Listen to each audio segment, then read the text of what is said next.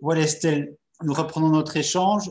Et donc, je disais juste avant que ce qui, moi en tout cas, m'interpellait, c'était le fait que tu étais parvenu à prendre pas mal de distance par rapport aux événements et par rapport aux personnes.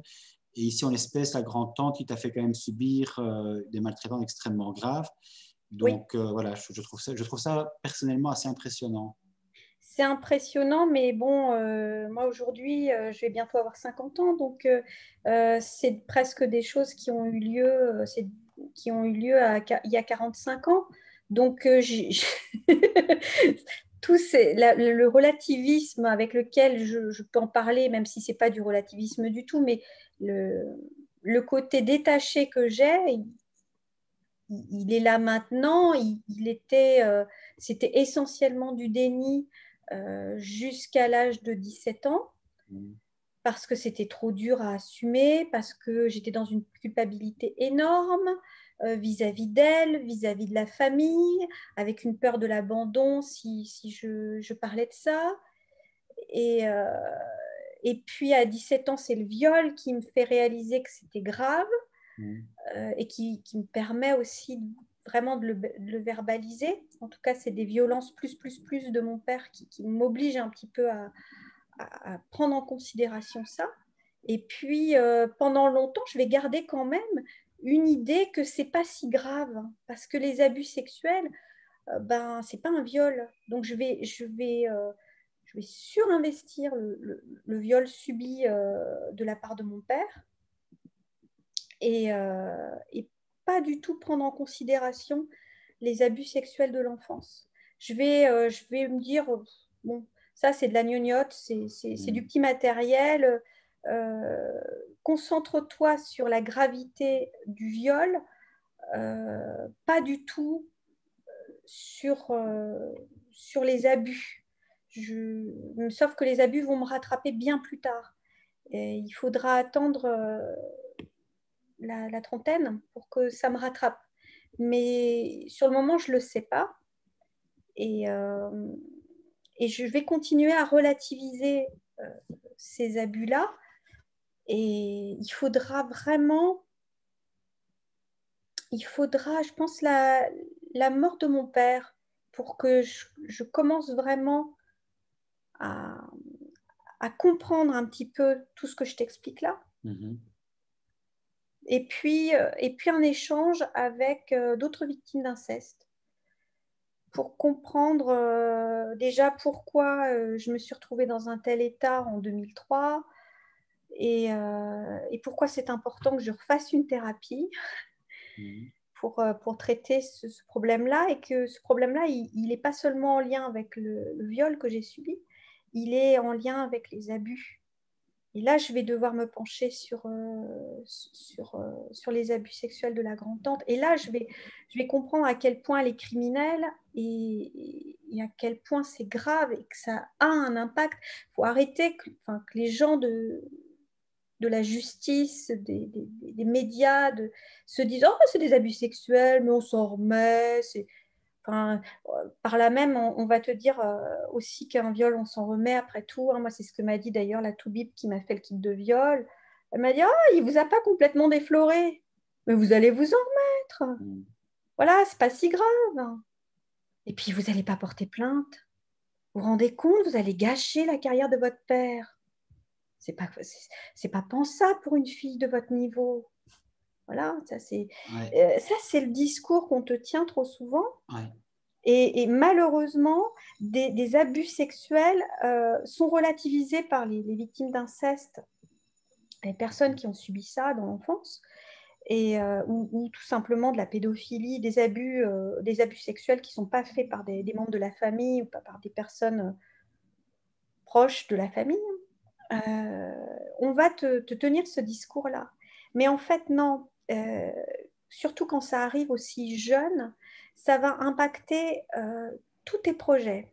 C'est comme une bombe à fragmentation, c'est-à-dire que tu en retrouves toujours au Mm. fur et à mesure de toutes les étapes de vie que tu passes. Mm. Moi, ça m'a impacté les abus dès les règles. J'ai des règles avec un système hormonal qui est une espèce de trucs complètement hallucinés, hallucinants. J'ai des périodes d'ovulation, des périodes de règles. Enfin, c'est fantaisiste au possible. Et ce n'est pas des règles très agréables. J'ai des migraines associées. Et puis franchement, ça ne m'a pas positionnée dans une image de moi de femme positive. Donc, il y a déjà ce premier stade. Ensuite, il y a une espèce de culpabilité parce que les abus sexuels, c'est ça qui est peut-être très spécifique à la pédophilie et à l'inceste sur petits-enfants. Je parle de ça volontairement en ciblant et l'âge et le type d'agression sexuelle. C'est que généralement, l'agresseur, pour assurer sa domination, quand ça ne va pas jusqu'au viol, il cherche l'orgasme de l'enfant. Et c'est absolument une déflagration terrible au niveau identitaire, au niveau de ta représentation du corps. Alors bien sûr, c'est un plaisir réactionnel. C'est pas un plaisir que tu éprouves comme tu l'aurais dans d'autres circonstances, mais c'est absolument culpabilisant. Ça fait partie de la culpabilité de l'enfant, d'une façon extrêmement forte. Pourquoi je ressens ça? On s'en veut, mais plus qu'on voudrait mourir là. D'avoir osé ressentir ça, c'est pas possible. C'est quelqu'un qu'on déteste, c'est quelqu'un qu'on supporte pas, et pourtant on a ce genre de réaction-là. Comment on peut se pardonner à soi-même? C'est ça aussi qui nous enchaîne au silence.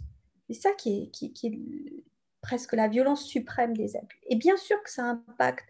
Quand tu as moi j'ai eu mes premières relations, mes vraies relations sexuelles amoureuses, pour le coup, à 21 ans. Ah, c'est tard, hein. Mais je ne pouvais pas avant. Je n'étais pas en capacité de pouvoir vivre ça d'une façon sereine. Alors, je ne peux pas même dire que ça s'est passé de façon forcément très sereine, mais j'étais amoureuse du garçon et je le désirais et j'étais en capacité de l'admettre. Ce qui était déjà waouh, super. Et ça, c'était très bien. Mais c'était compliqué. C'était compliqué, ça allait rester jusqu'à ce que je rencontre mon premier compagnon, qui lui était un libertin libertaire et qui m'a rendu l'estime de mon propre corps et de mon propre sexe aussi. Ça, c'était très important. J'ai eu une masturbation compulsive toute l'enfance et toute l'adolescence pour me rassurer, c'était en lien bien sûr avec les abus et puis après avec le viol. Et c'est à la fois très culpabilisant et puis c'est quelque chose, comme c'est compulsif, tu peux pas trop... C'est très problématique tout ça à vivre. Et puis, donc, tu n'as pas une image de toi, tu n'as pas une image de la sexualité, tu n'as pas une image de l'amour. Oui, disons que la première image est justement extrêmement toxique, donc c'est vrai que... Voilà. Donc, du coup, tu peux pas... Il n'y a pas de lâcher prise. Moi, je me pensais assez frigide d'ailleurs dans les premiers rapports sexuels que je peux avoir, amoureux, hein, je parle. Et en fait, je vais découvrir que non. Mais j'ai besoin de me mettre avec un homme dont je ne suis pas amoureuse. Donc, j'ai vécu presque 5 ans avec un homme de près de 14 ans âgé plus que moi. Et j'ai eu besoin de me mettre avec un homme dont je n'étais pas du tout amoureuse, qui était vraiment presque l'antithèse d'un homme avec lequel j'aurais voulu être, pour me libérer sexuellement. C'est-à-dire qu'avec lui, j'allais dire que j'ai réparé ma sexualité. C'est un homme qui m'a fait comprendre que voilà, je pouvais vivre une sexualité épanouie. Et je me suis découverte femme fontaine. Alors ça, Ah, voilà.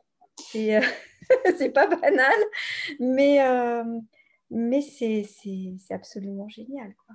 Voilà, donc je peux dire que lui m'a réparé. Il a réparé tout ça quand je me suis découvert femme fontaine avec lui. Et ça a été une réparation de mon sexe, de ma féminité. Et j'avais besoin de ça. Et j'avais besoin aussi de ce détachement complet affectif, parce que de toute façon, je n'étais pas en capacité d'aimer. C'est encore autre chose, ça, oui. Voilà. Mais c'est au moins. Puis c'était dans un cadre très hors barrière, très libéré, très libertaire aussi. C'est une période, à partir du moment où j'ai rompu vraiment avec la famille, que j'ai commencé à vivre très loin de mes racines, j'avais besoin d'une déconstruction. Et, et ce compagnon, il a été vraiment c'était un phare dans ma nuit et un guide de reconstruction dont j'avais besoin. Il fallait que je passe par cette déconstruction. Il a déconstruit aussi tout mon univers familial. Lui, il était juif, athée. euh, il était intermittent du spectacle. C'était quelqu'un qui... Enfin, c'est quelqu'un qui est une espèce de phénomène, quoi. Tu as pris le contre-pied Avec qui complet, en fait. on est resté amis, et c'est quelqu'un voilà, qui est un peu bizarre, pas du tout commun, mais avec qui justement je pouvais tout oser, je pouvais tout vivre. C'est ça. Il n'y avait pas de retenue, il y avait un lâcher-prise complet, et du coup ça te rend à la vie. Moi, j'ai pleuré quand j'ai compris que j'avais des orgasmes à la file comme ça, et puis d'éjaculer comme ça. C'est pour une Tu fille. reprenais en fait ton corps en main, quoi. Ouais, Tu reprenais ton voilà, corps en main. voilà. Et c'est magnifique. C'est magnifique, c'est une renaissance. Ouais. Alors, mais j'avais eu déjà une première renaissance, mais autrement. Euh, mais cette renaissance-là par rapport au corps, ça a été central pour que aussi je puisse réaborder par la suite les viols, les abus. Et je pense que si j'avais pas eu cette étape-là dans ma jeunesse, entre 23 et 27 ans, c'est sûr que 27 ans. C'est sûr que je m'en serais peut-être pas sortie aussi bien, ou je pourrais peut-être pas te parler de façon aussi libre Ouais, et, ouais. et sans voilà quoi, Oui, sans tabou, sans tabou. voilà, c'est ça. Parce que je suis arrivée avec des tabous énormes, bien évidemment, quand je suis arrivée dans la région où je vis actuellement. Ouais. Je suis arrivée avec des tabous énormes sur la sexualité, sur l'amour, Oui, sur la vie, sur le monde. J'avais oui, tout à construire. oui, mais là pour le coup, tu as coupé avec la tradition parentale en reprenant complètement ta vie en main, en passant forcément par ton corps. Donc ça, Ouais. c'est vrai que c'est un jalon extrêmement important aussi, et Mm. c'est bien évident de le souligner parce que ça peut aussi donner de l'espoir à d'autres personnes Ouais. incestuées comme toi. Il y en a qui passent par la prostitution comme une forme de reconstruction. Oui, Alors, il y en a qui vont dire, ouais, c'est tombé de Caribancilla. Moi, je vais dire, d'une certaine façon, quand je me suis autorisée ce que je me suis autorisée, parce qu'il faut qu'on s'autorise les choses, j'ai eu ce jugement-là préalable. Et puis maintenant, avec le recul, je sais que j'en ai eu besoin, que c'était un passage. Et pourquoi pas? Et pourquoi pas? Parce que c'est une façon de reprendre le contrôle sur son corps et son sexe. Et et tant pis si ça chacun, passe par du tarifé. Il y en a, ils vont te dire, ben voilà, moi je suis passée par une phase comme ça, parce que j'avais peut-être pas le choix non plus. Moi, je suis pas arrivée jusque-là. mais je suis passée par une phase de libertinage, de relations un peu débridées. Et ça m'a fait du bien. Ça m'a. Comment l'esprit vient aux filles, disait Pierre Louis. Non, je déconne là. Mais en fait, ouais, vraiment, c'était. C'est indispensable. Très contente. Je suis très contente en fait d'être passée par cette étape parce que ça m'a aidée. Ça m'a aidée à prendre du recul sur plein de choses parce que j'étais rendue à moi-même, à, à ma propre personne. J'avais plus honte de qui j'étais. C'est ça. J'avais plus honte de mon sexe, j'avais plus honte d'aimer, d'avoir du plaisir.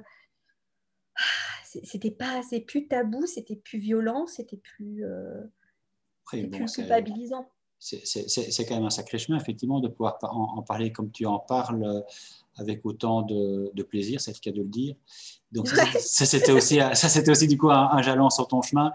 Tu as évoqué, mais brièvement, parce qu'on est passé à autre chose, mais tu as évoqué également comme autre jalon possible, dans ton cas en tout cas, l'écriture. Oui. L'écriture, elle est arrivée très tôt après les premiers abus, c'est-à-dire dès que j'ai pu tenir un crayon et commencer à écrire mes premières phrases. J'ai commencé à écrire des petits poèmes et surtout des contes, des petits contes très courts, avec des fées, avec tout un univers. Et moi, j'avais besoin de cet univers pour mettre les abus aussi à distance. Et cet univers, je l'ai construit avec des lectures. Alors, j'ai bien sûr des lectures comme celle de la comtesse de Ségur. J'ai Heidi, bien sûr, de Johanna Spyri. J'ai eu La petite fille aux oiseaux de Lucie Rosier-Fontaine. J'ai eu Moineau, la petite libraire de Trilby. J'ai eu les mémoires, à l'époque c'était édité aux éditions du Chat Perché de Laura Ingalls-Wilder, les vraies petites maisons dans la prairie. J'ai eu toutes les contes de Grimm, d'Andersen, de Perrault. Et c'est resté cette ambiance de conte. J'ai lu aussi avec énormément de plaisir et je crois que j'ai investi ce personnage à ma façon et finalement j'écris des histoires, je continue à en écrire d'ailleurs, en rapport avec ce petit livre que j'ai lu de Frances Octon Burnett, que j'ai lu enfant, qui est Petite princesse. L'histoire de cette petite Sarah Crew qui est laissée dans un pensionnat anglais par son père qui est un ancien soldat qui a investi dans une mine de diamants et qui finit par mourir, on ne sait pas trop, de maladie, etc. Et qui laisse sa fille dans la misère noire dans ce collège. Et Sarah devient une domestique pour l'institution. Elle passe d'élève à domestique. Et c'est une gamine qui a été élevée en Inde avec des histoires, avec des contes. Et elle va se raconter des histoires pour survivre, alors qu'elle vit des abus, des violences pas possibles en tant que petite domestique, petite bonne, hein, comme ça se passait, les enfants esclaves, les enfants au travail dans l'Angleterre du 19e siècle. Et moi, je me suis accrochée, j'ai inventé très tôt des histoires avec un auditoire d'ailleurs d'enfants, d'autres enfants, quand j'étais à l'école. Et puis ça a commencé avec Tom Pouce, bien sûr, quand je l'avais récité. Ça a continué avec le théâtre. Et puis j'ai écrit des petits poèmes, des petites histoires, des petits contes. Et ça a pris de l'ampleur. Et ça a continué à l'adolescence. J'ai écrit un poème sur la mort de ma grand-tante. Et très gentil d'ailleurs. Hein. C'est pas du tout... il n'y a pas de haine du tout. Et voilà. Et ma mère l'a gardé d'ailleurs. Avec un petit dessin. Il y avait un petit dessin d'ailleurs de Heidi à la mer, puisqu'il y avait une collection de Heidi à la mer. Donc voilà, c'était le dessin, l'écriture, tout ça, ça s'est mêlé. Et au moment au moment du viol, enfin, je ne sais plus si c'est après, je crois que c'est après, ouais, c'est après le viol, je commence à écrire une vraie de vraie histoire au lycée. Et cette histoire qui se passe dans les années 1935, je vais la faire lire à des copines de l'internat. Et comme un feuilleton, je leur laissais les feuillets que j'avais écrits pendant les heures d'études le soir dans leur chambre à l'internat, et elles se les lisaient, elles me rapportaient le manuscrit et je réécrivais des autres parties. Et c'est un bonheur de... Alors, ça n'avait absolument rien à voir avec mon vécu, hein, du tout, du tout, du tout. Mais c'est un bonheur d'écrire, d'être lu, de partager quelque chose De raconter des de histoires. tellement intime et fabuleux, et de l'imaginaire, et de... C'est... Waouh! Ouais. C'est... Et tu as gardé ce côté artiste. Et j'ai gardé ce côté artiste, je continue d'ailleurs. Là, en ce moment, je publie sur ma galerie, je publie une histoire depuis le confinement. J'ai repris un vieux conte que j'avais écrit dans la vingtaine, Oui. et que j'ai développé et que je continue d'écrire toujours. Et pour tenir en haleine les gens de la galerie photo, j'ai commencé à faire ça sur le confinement pour changer les idées des gens et pour leur faire oublier les rigueurs du confinement. Et puis je continue, puis ça m'amuse, et puis j'ai beaucoup de lectures, et c'est un vrai plaisir. Alors, il y a qu'un autre élément, Estelle, que je voudrais aborder avec toi qui me paraît quand même important dans ton parcours justement de résilience. Je prendrai pas ce mot-là parce que tu n'aimes pas ce mot, je sais, mais ça a quand même joué un grand rôle dans ta reconstruction aussi. C'est ton expérience de mort imminente. Alors, Ouais. je pense que tu as complètement, je dirais, oublié le Dieu des religions, mais que c'est pas pour Oui. autant que tu as perdu la foi. Mhm. Bon, on a déjà discuté à plusieurs reprises ensemble, et c'est vrai que j'ai parfois un peu du mal, n'ayant pas vécu en tout cas cette expérience, effectivement, j'ai parfois un peu du mal à saisir ce que tu as pu vivre et qu'est-ce qui t'a à ce point, je dirais, chamboulé pour le coup de l'intérieur, Mhm. au plus profond de toi-même, et qui t'a effectivement aidé aussi du coup à Ah, être mais celle que tu es. c'est ma base. C'est ma base. S'il Mm. y a bien une chose qui me fonde aujourd'hui, et qui fait que je peux parler aussi comme ça, Mm. euh, c'est grâce à cet événement-là. Il y a une vie avant ce coma dépassé, et ma vie d'aujourd'hui, elle est baignée de cette lumière-là, Mm. qui fait que tout ce que j'ai pu, et Dieu sait si j'ai vécu des choses atroces après, mais tout ce que j'ai vécu d'atroce, j'en ai été comme protégée. Il y avait toujours un garde-fou. Et ce garde-fou, c'était ce moment que j'ai vécu. Ce moment incroyable. J'étais même pas au courant qu'on pouvait vivre un truc pareil. C'était hallucinant. Complètement hallucinant. En plus, parce que le contexte est traumatique. Hein. Oui. Je ne suis pas... Je souhaite ça à personne. Je souhaite ça à personne parce que moi, j'ai fait un arrêt cardiaque. Donc, faire un arrêt cardiaque quand tu es ado et comprendre que tu es morte. Ça, c'était à quel âge en fait du coup? Alors, c'est le 22 janvier 90, enfin, dans la nuit du 22 au 23 janvier 90. D'accord. Je ne peux pas oublier, là non plus, je suis au lycée. Ce que je n'ai pas précisé, c'est que je suis... si j'ai dit que j'étais malade, mais je n'ai pas dit de quoi. Mm. Je suis épileptique.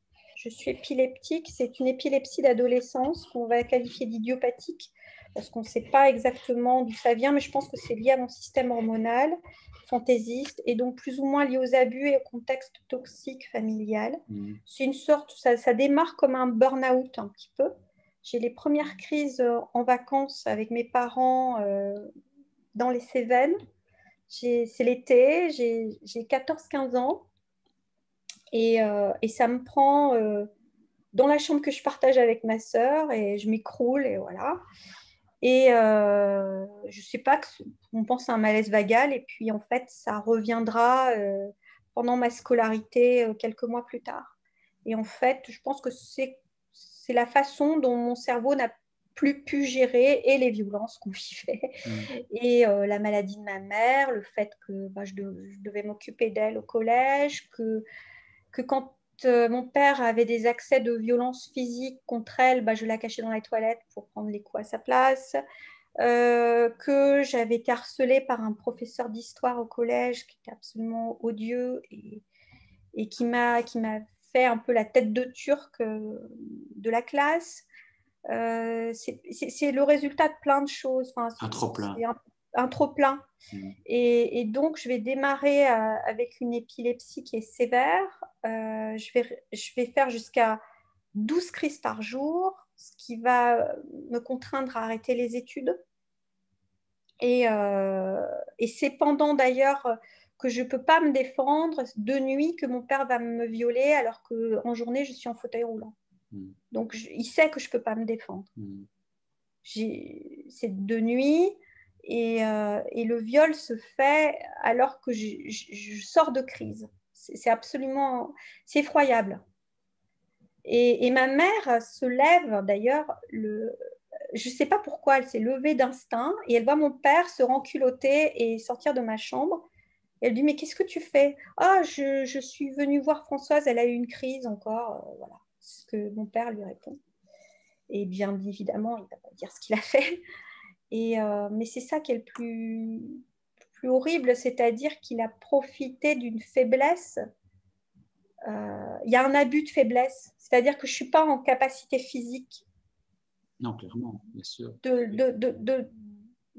le repousser, je ne peux pas. Je suis perclue. Après une crise d'épilepsie, on a des crampes. Enfin, c'est même pas tenable. On a juste une envie, c'est de hurler de douleur, comme un chien qui hurle à la mort. C'est à tel point, c'est au-delà de la douleur. Et ta mère a compris ce qui se passait? Ma mère a compris ce qui se passait, mais elle a immédiatement fait le rideau dessus. Pour elle, de toute façon, j'ai inventé le truc. Même après le kit de viol. C'est le déni, quoi. C'est le déni complet. De toute façon, pour elle, c'était pas possible. Elle n'a pas vu ce qu'elle a vu, quoi. Voilà. En gros, c'est ça. Autant elle a pu intervenir par rapport aux abus, autant là, elle m'a finalement jamais vraiment cru. C'est horrible à dire et pourtant, je l'ai protégée. Pourtant, mais bon, c'est comme ça. Mais c'est souvent, c'est classique dans l'inceste. Le parent qui n'agresse pas, quelque part, il est embringué dans cette histoire d'inceste, il participe à l'inceste avec son déni, avec son... C'est pas quelque chose c'est quelque chose de tristement banal en réalité. C'est pas... Oui, c'est un contexte parental de toute façon déjà dysfonctionnel aussi, et donc voilà, donc c'est un peu la suite. C'est une parenté toxique. Et puis ma mère, elle nous a parentifiés, ma sœur et moi, on est devenus les adultes à sa place. C'est ça aussi. Donc il faut ce glissement, c'est-à-dire que notre mère nous parentifie, ma sœur et moi, à partir de nos 12 ans respectivement à chacune, pour que notre père nous investisse sexuellement quelque part dans le comportement de ma mère. Elle lui donne l'autorisation de nous violer. Je dis ça, c'est extrêmement rude ce que je dis, mais je pense qu'il y a quelque chose qui est de cet ordre-là, qui est non dit, bien sûr. Oui. Mais les éléments sont mis en place pour faire la chose, quoi. Voilà. Et c'est effroyable quand on y pense, mais si je veux regarder les choses telles qu'elles se sont passées, sans affect, je pense qu'il y a quelque chose comme ça. Donc, donc cette épilepsie, elle va me mettre en fauteuil roulant pendant 1 an, elle va me couper des études. après le viol, je vis avec ma sœur dans un petit appartement au 4e étage sans ascenseur, un appartement qui appartient à ma grand-mère paternelle. Donc, et ma sœur va revenir sur cette ville où je suis au lycée pour compléter ses études et en même temps travailler parce que mon père me paye le lycée, mais il ne lui paye plus les études et il va payer pour ma survie physique et pour le lycée, mais ça s'arrête là. Voilà. Donc, il faut travailler. Puis moi, je vais très vite travailler aussi parce que je comprends que voilà, on est en train de rompre avec ce père. On en discute beaucoup avec ma sœur. Et donc, il faut travailler. Donc, je vais commencer à travailler moi aussi pour gagner de l'argent. Et je lui ai donné des cours de piano, puisque j'ai fait du piano. Et ça se passe bien. Je commence à avoir des élèves. Et en même temps, je suis au lycée. Et j'ai un traitement qui n'est pas stabilisé à l'époque. Donc, je fais de fréquentes crises en cours. Donc là aussi, c'est très dur à assumer parce que dans un lycée très catho, en plus, parce que mon père m'a fichu dans un lycée très catho. Puis pour le coup, là, c'est pas l'école catho gentillette de mon enfance. C'est un lycée catho qui est très collé-monté, qui est le lycée catho de la grande ville hein, et qui est très collé-monté, avec une bourgeoisie catholique. Oh là là, c'est une caricature, quoi. Tu vois, C'est les moins cool. filles, c'est le serre-tête en velours, c'est la jupe plissée, pas la queue de cheval, mais tout juste la coupe au carré, les petits ongles manucurés, n'est-ce pas, les boucles d'oreilles en perles, le collier de perles, le chemisier cacharel, le petit pull Shetland, tu vois, les mocassins, les mecs, les mocassins à glands, tu vois. Ça, Elle me dépasse. tu vois, Ouais. c'est quelque chose, quoi. Faut bien se mettre. Là, je suis, je suis dans un autre monde.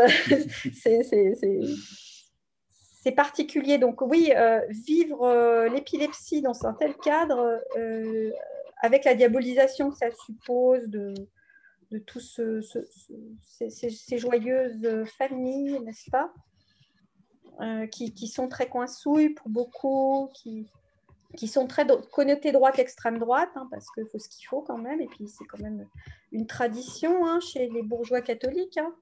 La droite et l'extrême droite, la gauche, ça pue un peu, hein, c'est quand même un peu décadent, hein, c'est quand même... Là, pour le coup, on n'hésite pas à en rajouter dans la décadence. C'est là que sont les pédophiles, hein, c'est dans la gauche caviar, on a tous les qualificatifs. Hein. Je suis désolée, monsieur, dame. Hein.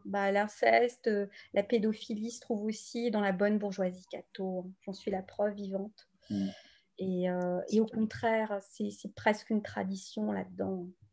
C'est une triste tradition, même dans certaines grandes familles. C'est effroyable de le dire, mais c'est comme ça. Ça ne concerne pas que la bourgeoisie éclairée, comme on disait autrefois, bien laïcarde et bien libertine et libertaire, à la façon Marquis de Sade. C'est ça, c'est tous les milieux qui sont confrontés. Mais bien sûr, mais c'est plein d'hypocrisie dans la bourgeoisie catholique. Non, nous sommes catholiques, comment pouvons-nous, mais comment pourrions-nous faire une chose pareille? Non, mais dites-moi, c'est un peu absolument, c'est de l'insulte, voyons, mais ce n'est pas possible.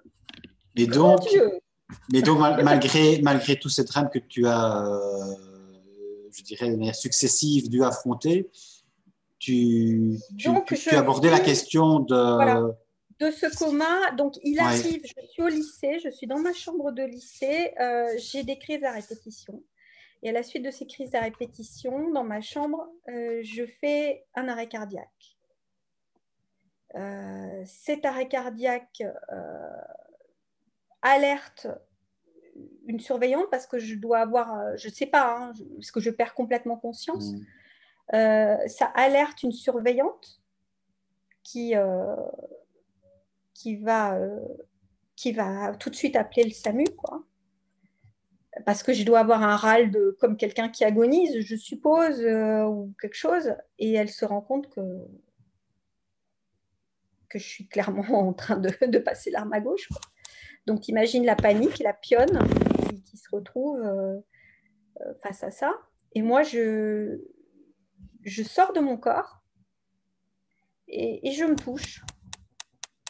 Et, et je me dis, ah, ouais, bah, je respire plus. En Tu te panique. vois.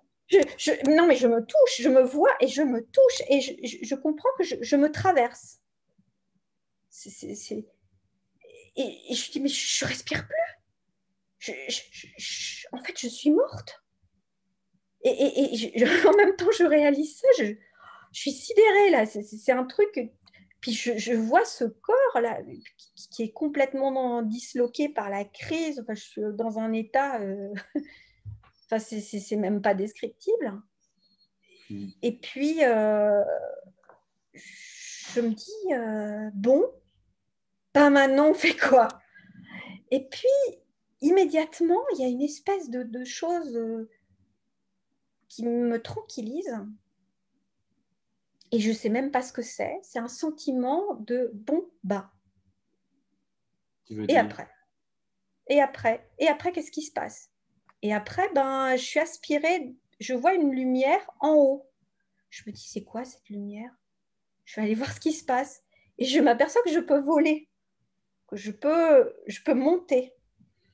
Et je vois que cette lumière, elle est comme au bout d'un tunnel. Donc, je prends ce tunnel. Je me dis, bon, bah, je suis curieuse, je vais aller voir. Et je conçois même pas que là, je suis en train de mourir. Je suis morte, puis c'est pas grave. J'ai même pas d'affect. C'est ça qui est assez démentiel, c'est que j'ai même pas d'affect avec ça. Je me dis, ben j'y vais, puis je vais bien voir ce qu'il y a au bout du tunnel. On va bien voir. Il y a une jolie lumière blanche. Et plus je monte, et plus cette lumière, elle se rapproche. Et, et plus je me sens heureuse. Je peux même pas décrire, c'est pas un bonheur normal, c'est un bonheur, c'est indescriptible.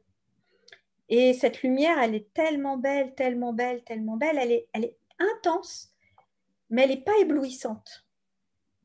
Et elle est toutes les couleurs à la fois, et elle est aucune couleur. Et cette lumière, dans cette lumière, il y a une présence. Et cette présence, c'est comme si elle me tendait les bras. Elle n'a pas de corps, cette présence, c'est de la lumière. C'est pas quelque chose c'est pas une silhouette humaine, il n'y a rien d'humain là-dedans, hein. C'est une énergie électrique. C'est comme si tu voyais un champ électrique. Donc je suis complètement aspirée par cette énergie et, et cette énergie me prend contre elle, vraiment dans les bras. Et là, je vis quelque chose, un éblouissement intérieur, mais qui me traverse comme s'il traversait mon corps, alors que ce n'est pas mon corps, c'est mon âme, mais de part en part jusqu'au moindre micron de moi. C'est ça. C'est pas simplement, entre guillemets, une présence réelle extérieure à toi, mais c'est une Non, présence qui t'englobe. qui me prend, mais qui me prend tout entière, qui me prend dans ma totalité, dans la totalité que je suis, corps et âme. C'est-à-dire que le corps, il est en bas, bon, je suis complètement détachée de mon corps, mais en même temps, je sais que cette entité, ou cette espèce de champ électromagnétique électrique, il aime mon corps comme il aime le champ énergétique que je suis moi-même, et qui nous aime de façon totale, mais totale, absolue. C'est-à-dire qu'il n'y a pas de grain d'ombre, il y a pas de oh, mais ça, j'aime pas chez toi. Tu vois, ça, non. Mm. Non, c'est un amour absolu, inconditionnel. Il n'y a pas de condition. Il m'aime jusque à la moindre particule que je suis. Et je comprends que je suis aimée par-delà tout. Et donc, bien sûr que je me dis, c'est vous, mon Dieu. Et là, je sens bien que ça rigole parce que bien sûr que c'est lui, bien sûr. Je dis, mais alors, c'est vrai, quoi. Bah oui, c'est vrai, c'est vrai, c'est vrai. Tu vois bien, on le vit. Et tu vois bien que je t'aime et à quel point je t'aime.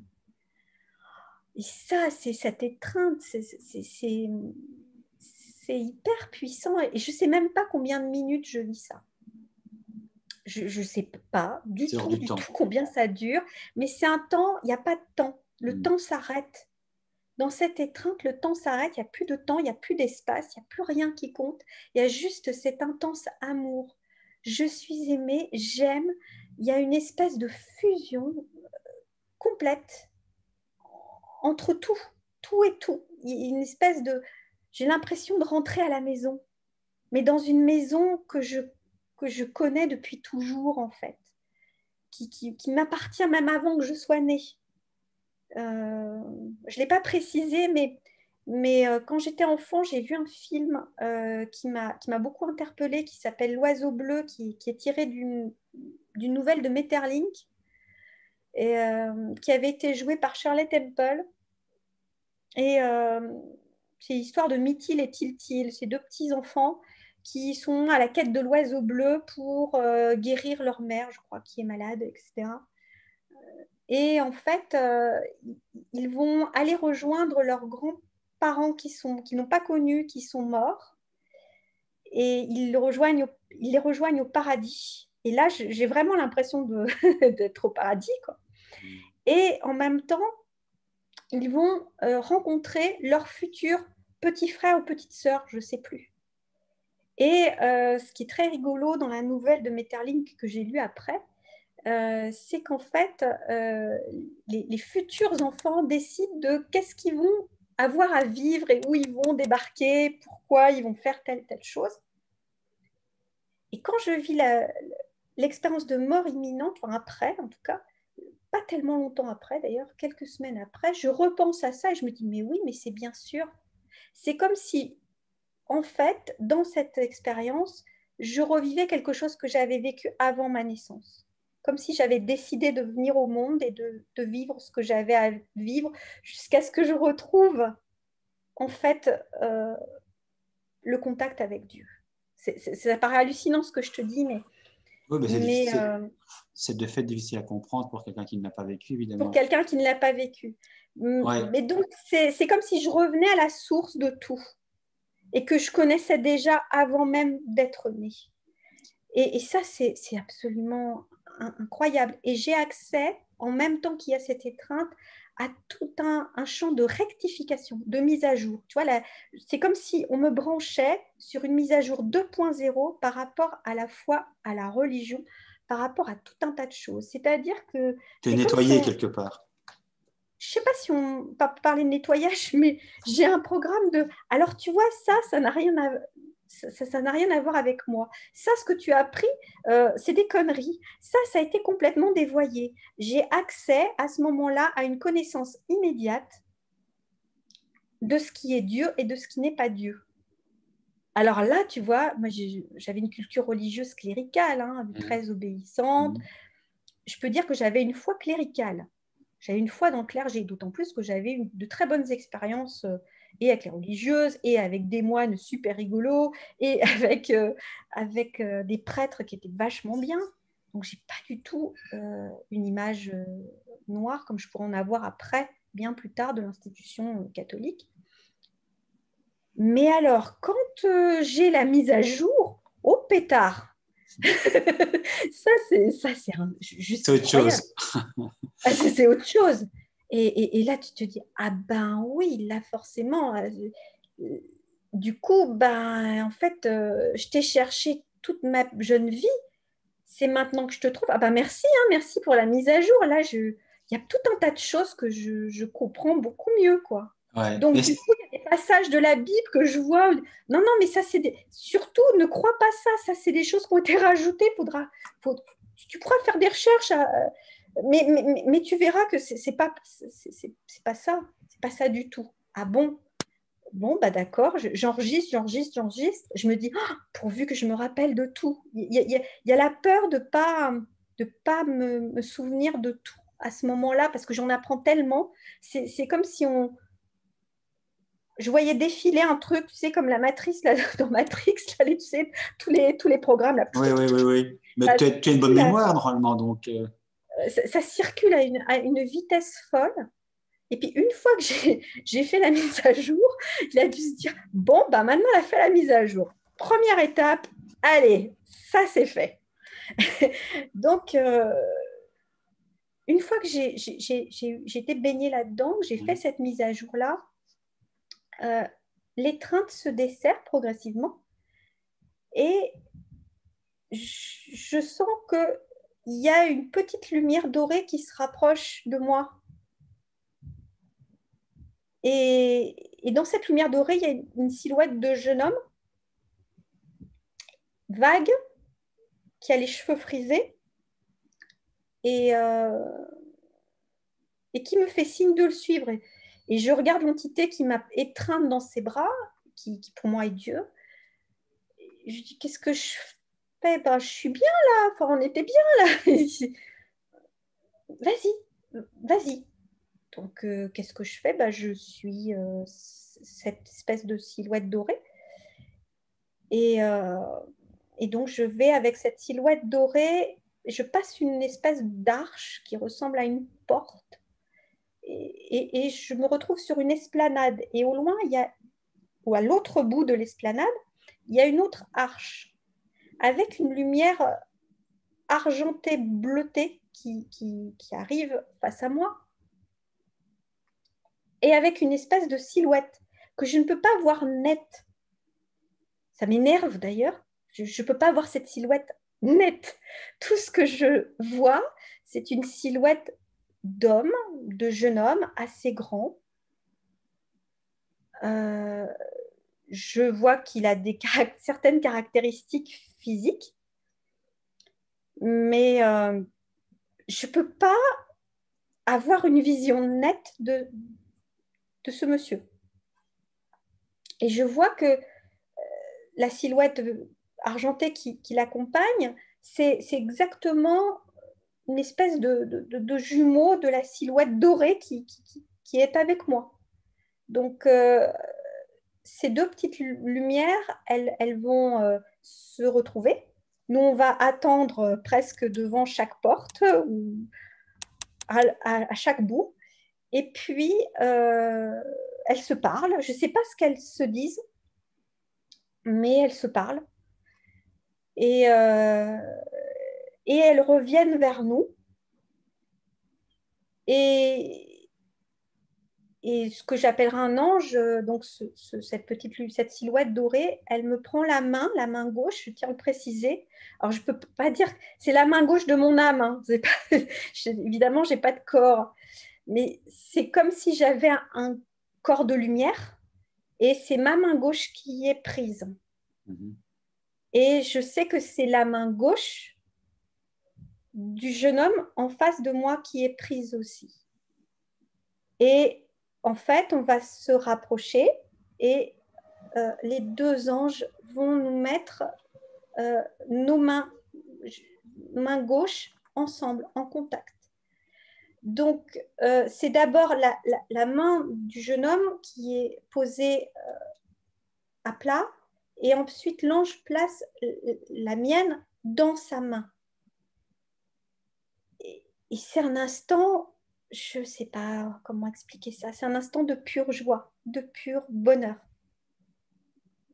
Je ne peux pas expliquer ça autrement. C'est un moment céleste et de bonheur pur. Et en même temps, il y a un chant autour de nous, comme un chant absolument... je sais, il n'existe pas de chant comme ça. C'est nulle part. Je n'ai jamais entendu un truc pareil. c'est comme un chant de louange, mais c'est une louange qui n'est pas avec des bouches, c'est une louange qui émane de toutes les âmes, c'est comme des vibrations, tu vois, des vibrations intenses qui vibrent de partout, ça fait vibrer l'espace entièrement. Et on est dans cette vibration et on est dans ce bonheur total, le jeune homme et moi. Et on va encore plus se rapprocher, on va s'étreindre vraiment. Et je vois son cou dans le... Je vois ses cheveux qui sont sur l'épaule. Je vois qu'il a un foulard autour du cou. Et on est ensemble. Et c'est merveilleux. Et je sais que c'est quelqu'un d'important pour moi. Je sais que c'est pas un hasard si on est à ce moment-là, on mesure tous les deux à ce moment-là que c'est pas un hasard du tout qu'on soit l'un avec l'autre à ce moment-là. On ne sait pas qui nous sommes. Ni l'un ni l'autre ne sait qui est l'autre. Mais nos âmes se reconnaissent. Je ne sais pas comment expliquer ça. Il y a une reconnaissance qui fait que c'est évident qu'on soit là, ensemble. Et on est dans une unité, dans une magnifique unité. Et c'est comme, j'allais dire, c'est comme un mariage spirituel. C'est un mariage de nos âmes. C'est un moment, c'est pareil, j'ai jamais vécu ça. Je ne savais même pas que c'était possible de vivre un truc pareil. Et puis, j'entends, je suis musicien. Souviens-toi de moi. Je suis musicien.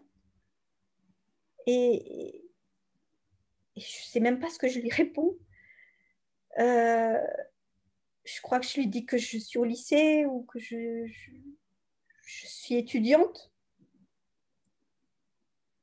Et on est séparés. À un moment donné, chaque ange nous sépare, nous dit, ben, tout est accompli. Nous, on les regarde. Mais non, mais on était très bien là, ensemble. Là. Mais qu'est-ce que vous venez nous séparer là? Ça ne va pas du tout, cette histoire-là. Mais on reste là. Mais non. Non, non, vous ne restez pas. Toi, Françoise, tu vas nous suivre. Toi, tu vas nous suivre aussi. Et donc, on est séparés. Les deux anges nous séparent. Moi, je retourne avec l'ange qui m'avait amené. Et il m'amène à un bout de l'esplanade qui est comme au bord d'un précipice. Et je passe une porte.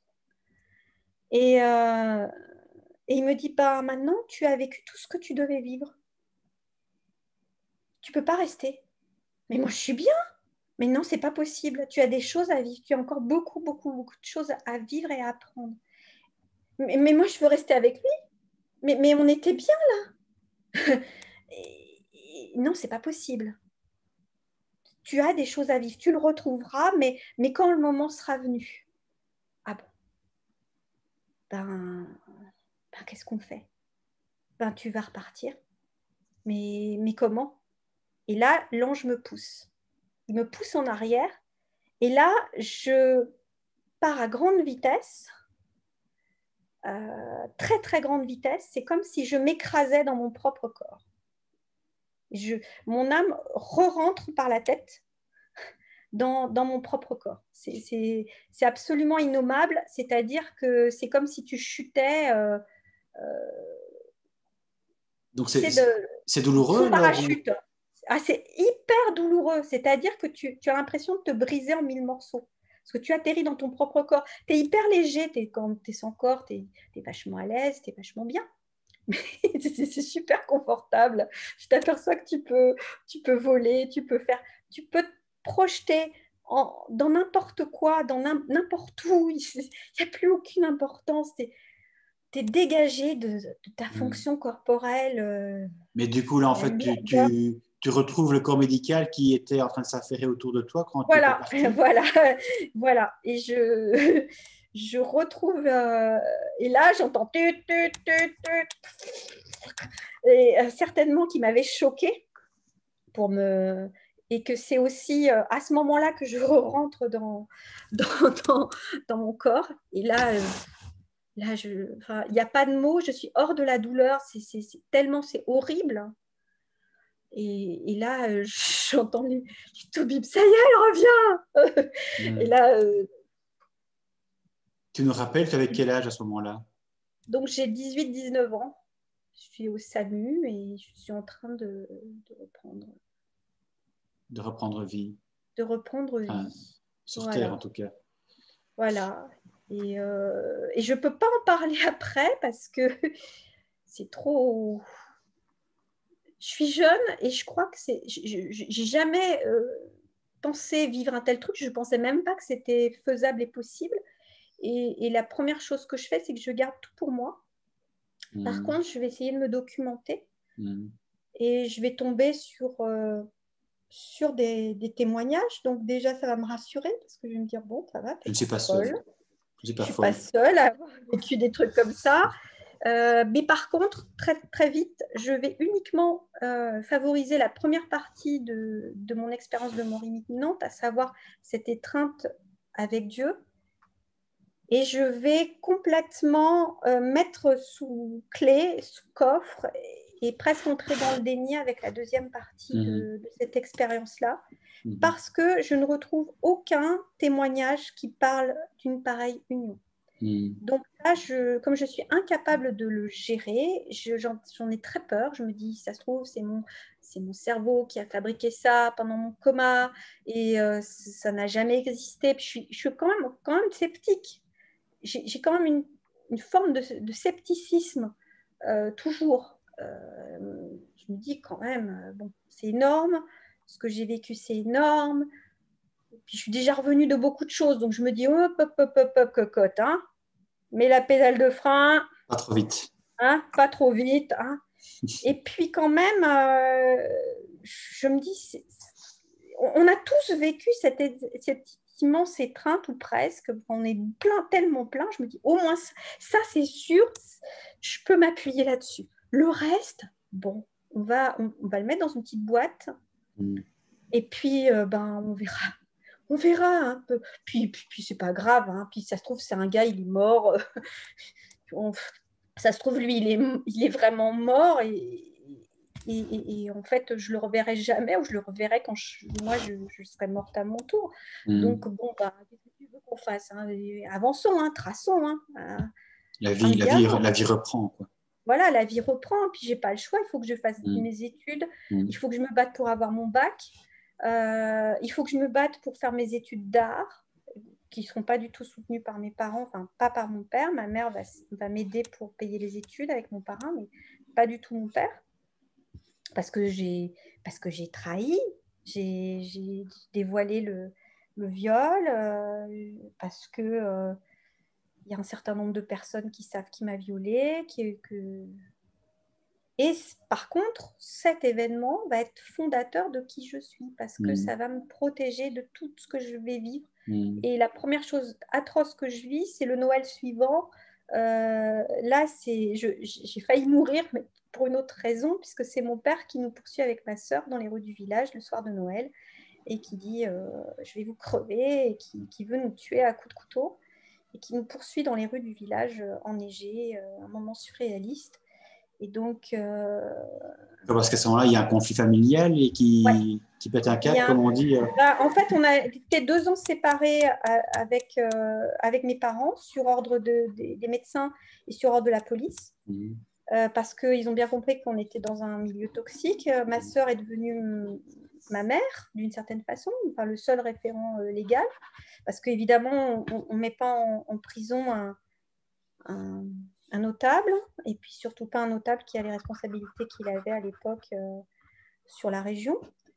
Et donc, il y a un arrangement qui est fait, et je ne suis pas placée comme par l'assistance publique, mais je suis placée avec ça se faisait à l'époque, ça se fait toujours de toute façon dans ce cadre-là. Il y a toujours, s'il y a un membre de la famille qui est en capacité de pouvoir gérer la situation, eh ben, on s'arrange avec ce membre-là. Donc, ma sœur dit oui. Elle ne sait pas trop à quoi elle dit oui, mais bon, elle prend, c'est hyper courageux de sa part. Puis c'est sa façon à elle de se rebeller contre l'autorité parentale aussi, quand elle accepte. C'est sa manière à elle de dire tu n'es plus, je suis plus sous ta coupe et tu n'as plus aucun pouvoir sur nous, quoi. Donc ce qu'elle fait, et c'est à sa manière, c'est sa protestation, c'est sa rébellion à elle. Et Dieu merci, ça nous a sauvé la vie à toutes les deux. Et puis donc j'ai tout à reconstruire. Je vis avec elle pendant 2 ans. Et après, comme notre mère est toujours chez notre père, hein, elle n'a pas divorcé, on ne divorce pas dans une bonne famille catholique bourgeoise, ça ne se fait absolument pas, donc elle est restée, donc bien sûr elle a eu des coups, et on est hyper angoissés par rapport à elle. Donc on se dit, on va quand même faire l'effort à Noël d'aller la voir et d'aller retrouver nos parents. Donc on va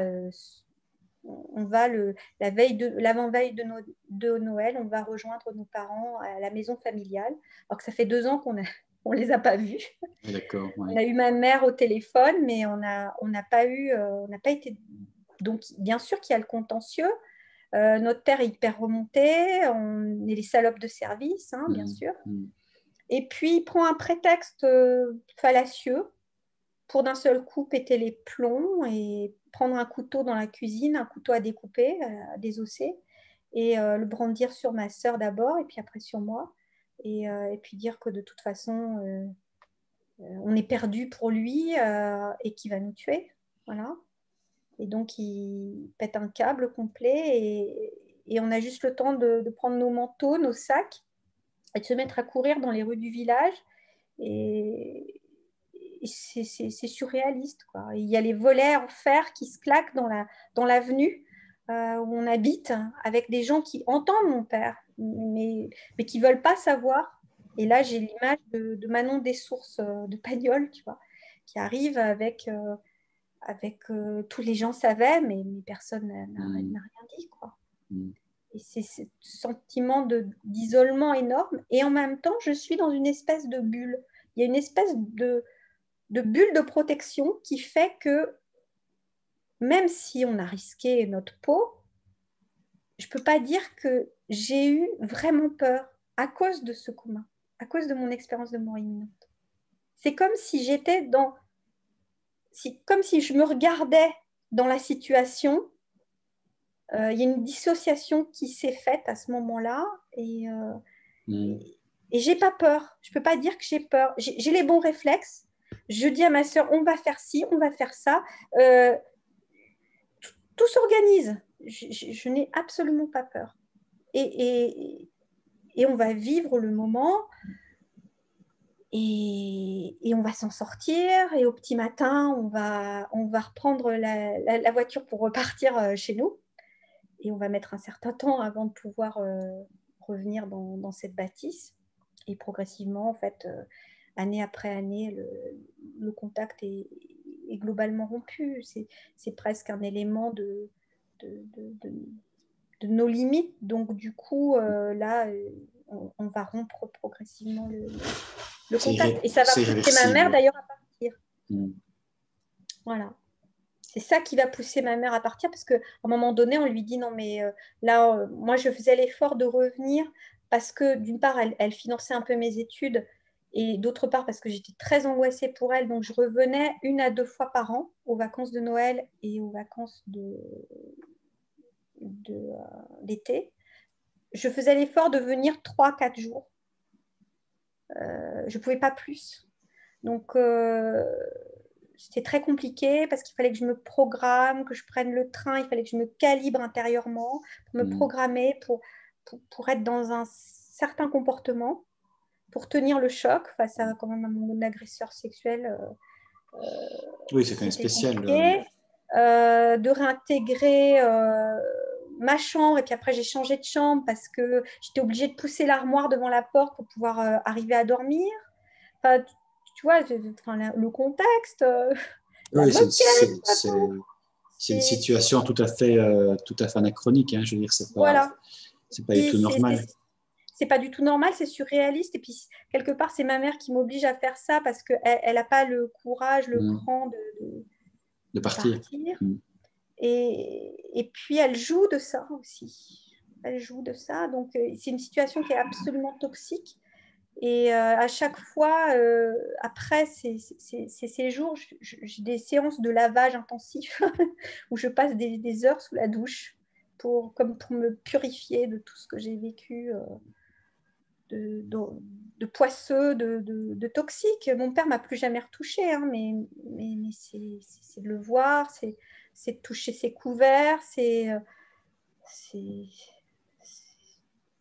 tout, quoi. C'est des sensations qui demeurent, quoi. Ouais.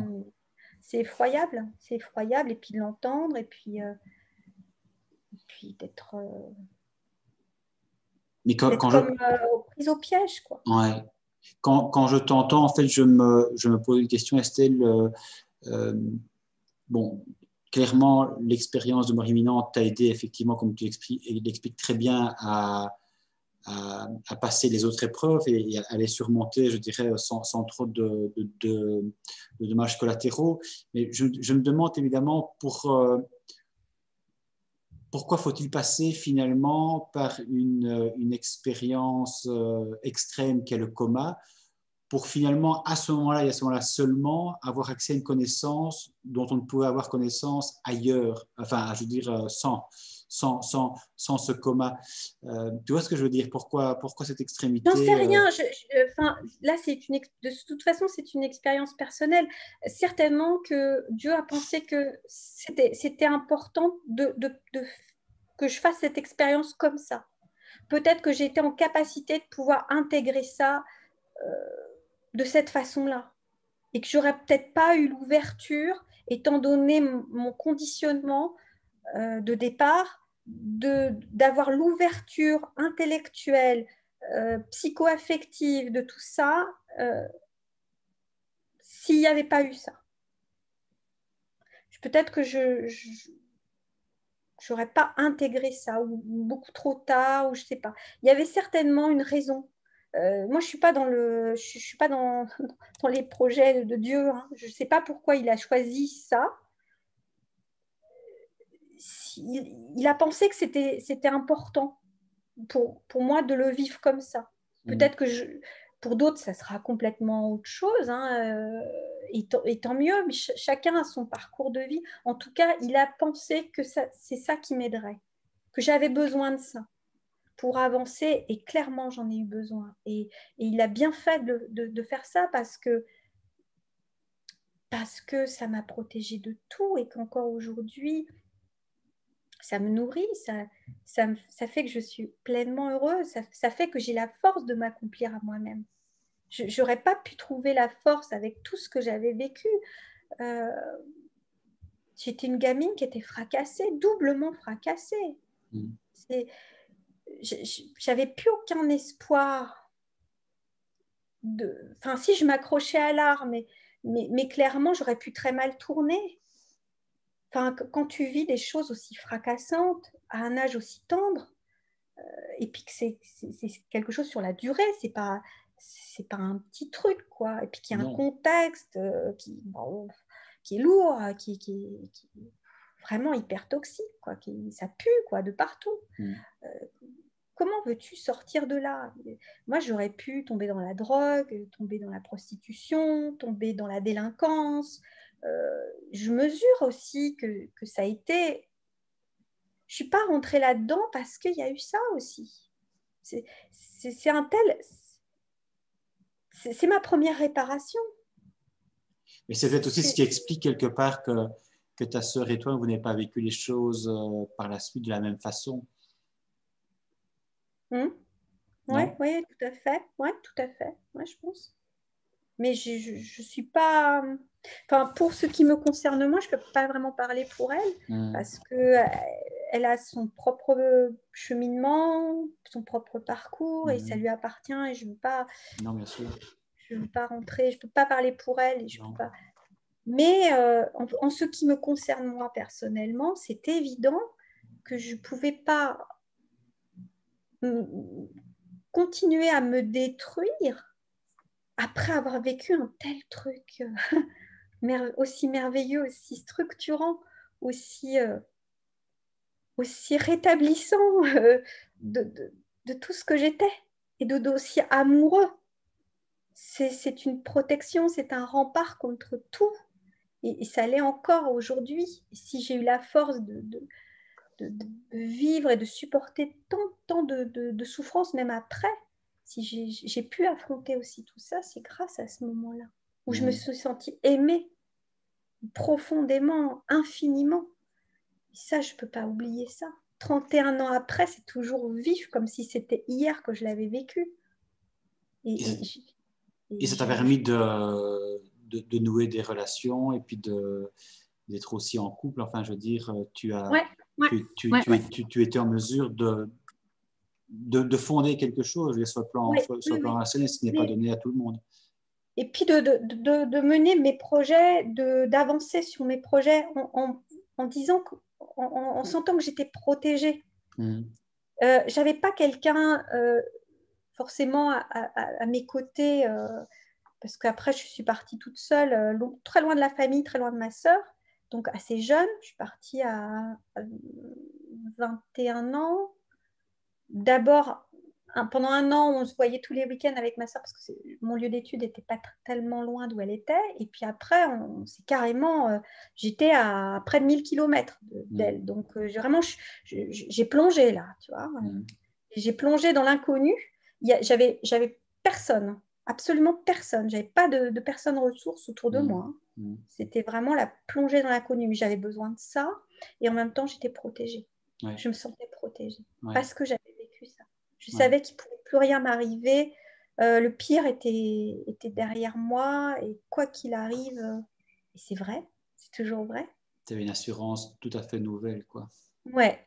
Et puis, ça continue. C'est ça qui est magique, qui est merveilleux, qui est une force, c'est ma colonne vertébrale. Tu peux pas oublier ça. Quand tu es aimé à ce point-là par quelqu'un, parce que c'est quelqu'un, ben, tu peux tout oser, tu peux tout faire, tu peux tout rétablir, tu peux tout affronter, c'est pas grave. Tu as une force. Je vois que le soir commence à tomber. Et donc, je sais très bien, bon, on pourra éventuellement reprendre plus tard, mais avant de terminer, en tout cas, aujourd'hui, tu avais peut-être envie de dire quelque chose de particulier, peut-être plus particulièrement justement pour celles et ceux qui ont traversé aussi l'inceste et qui ont peut-être encore d'énormes difficultés justement à trouver un sens à leur vie et à, j'ai envie de dire, à se reconstruire, à renaître. C'est quand même une destruction, tu en as parlé, c'est une destruction de l'âme et du corps. Donc, beaucoup de personnes, évidemment, que tu côtoies aussi, que tu connais un peu comme moi, et plus que moi encore, tu sais que c'est extrêmement compliqué. Qu'est-ce que tu leur dirais, en fait, par rapport à ton propre parcours et le message d'espoir peut-être que tu pourrais leur laisser? Ben, c'est un peu ce que je disais en début d'entretien. Ne vous arrêtez pas à ce qui vous est arrivé. Déjà, ce n'est pas de votre faute. Il faut bien que vous vous disiez que ce n'est pas de votre faute. La responsabilité, elle incombe à vous ou à votre agresseur. Vous n'êtes pas responsable de ce qui vous est arrivé. Sortez-vous ça de la tête, du cœur, de l'âme. Ce n'est pas votre responsabilité. C'est de la responsabilité de l'agresseur. Et des gens qui peut-être ont vu et n'ont rien dit dans une certaine mesure. Mais ce n'est pas votre responsabilité. Et vous n'êtes pas ces actes abominables, criminels. Vous n'êtes pas ça. Allez à la rencontre de qui vous êtes. Essayez de voir qu'est-ce qui vous fait vibrer aujourd'hui positivement dans votre vie. C'est quoi l'activité, c'est quoi la passion qui vous tient en vie? C'est quoi l'activité où vous avez la banane, vous avez le sourire? C'est quoi qui vous fait qui vous fait vous lever le matin et qui vous donne envie de chanter, de danser, d'être vivant. Allez regarder. Chacun a sa réponse, hein. Il n'y a pas de bonne ou de mauvaise réponse. Chacun a sa réponse. Oui. Et allez creuser qui vous êtes vraiment, la belle personne que vous êtes, parce que vous êtes une belle personne. Les agresseurs, vos agresseurs, l'agresseur, il vous a surtout dit que vous n'étiez pas bien, ou il vous l'a fait comprendre, il vous l'a instillé dans votre peau, dans votre corps, dans votre âme. Mais c'est faux tout ça. Vous êtes quelqu'un de formidable. Oui. Vous êtes quelqu'un de valable. Vous avez du prix. Vous avez du prix et personne ne peut faire les choses à votre place. Vous êtes unique au monde. Personne ne pourra faire ce que vous pouvez donner au monde. Il n'y a personne d'autre qui est capable, qui n'a votre sensibilité, qui n'a votre beauté, votre transparence, votre merveille. Il n'y aura jamais personne d'autre comme vous. Donc, vous avez quelque chose à donner d'unique au monde. Je ne sais pas quelle est votre vocation, je ne sais pas quelle sera votre vocation, mais donnez-le. Le monde en a besoin pour avancer, pour sortir de tous ces miasmes, pour sortir de tous ces silences, pour aider à ce que le monde il devienne un peu plus humain, un peu plus heureux, un peu plus chaleureux, un peu plus égalitaire aussi. En tout cas, Estelle, le monde a besoin de témoignages comme tant d'autres et comme le tien aussi pour comprendre finalement que la victime n'est jamais coupable, n'est jamais consentante non plus. Non. Et je trouvais aussi un enfant n'est pas consentant. Voilà. Par définition, un enfant, mais quand je dis enfant, c'est large. Hein. À partir du moment où il n'y a pas véritablement de maturité, je ne parle même pas de maturité sexuelle parce qu'on la met à 15 ans, je trouve que c'est démentiellement tôt, parce que ça dépend des individus et c'est surtout pas à 15 ans, c'est beaucoup plus tard, parce qu'en plus, filles et garçons n'ont pas du tout le même développement. Et puis, il y a tout un tas d'aléas qui peut faire que, normalement, un enfant avant l'âge adulte, avant les 18 ans au moins, et des fois, si ce n'est pas à plus de la vingtaine, moi je dirais presque que c'est 21 ans, c'est l'ancienne majorité. Mais jusqu'à 21 ans, on est tellement conditionné, on vit tellement un conditionnement qu'on n'est pas en capacité de pouvoir s'appartenir. Donc pour moi, il n'y a même pas de consentement possible. Ça prend du temps avant d'avoir un consentement libre et éclairé, comme on le dit maintenant. Je pense que ça commence vraiment à le saisir. Oui.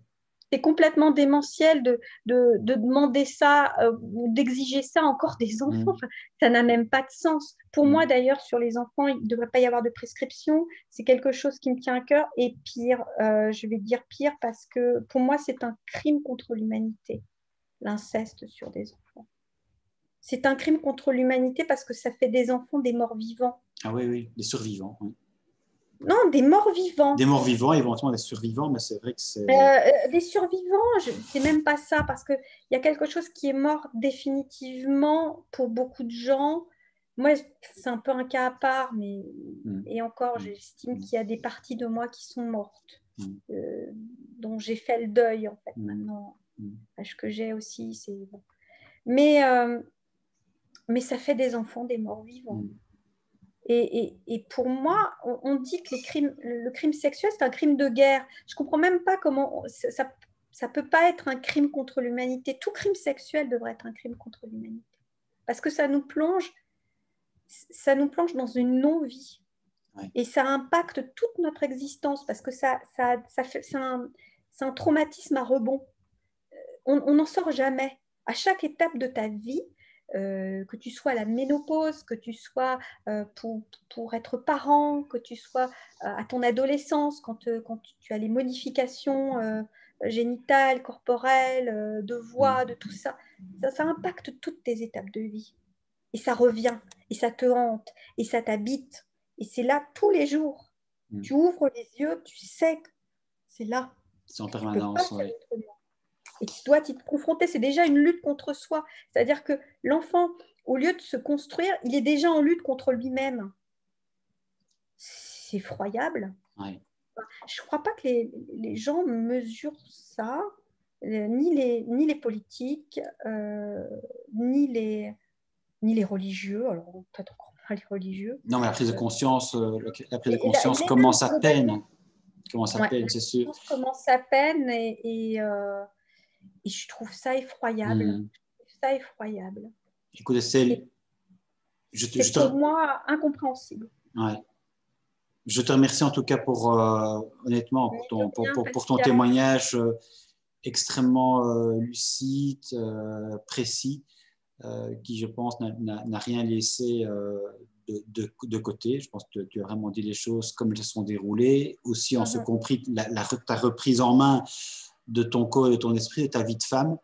Et moi, j'ai évidemment sous les yeux ici ta photo avec laquelle on a débuté. C'est cette enfant avec laquelle tu as eu tant de mal, que tu as eu tant de mal à regarder. Ces grands yeux bruns et ce sourire un peu mitigé. Et puis, entre cette photo et ce que tu es devenu maintenant, bon, on l'entend bien. À défaut de le voir, tu es devenu effectivement avec le temps et beaucoup de courage et l'expérience que tu as traversée, une toute autre personne. Donc, oui. Pour moi, c'est un message d'espoir que je souhaitais effectivement partager comme toi avec celles et ceux qui auront l'occasion de nous entendre, de nous écouter. Donc, un tout grand merci pour cet échange. Avec grand plaisir, Pascal. Merci Estelle et à bientôt. Merci aussi, à bientôt. À bientôt.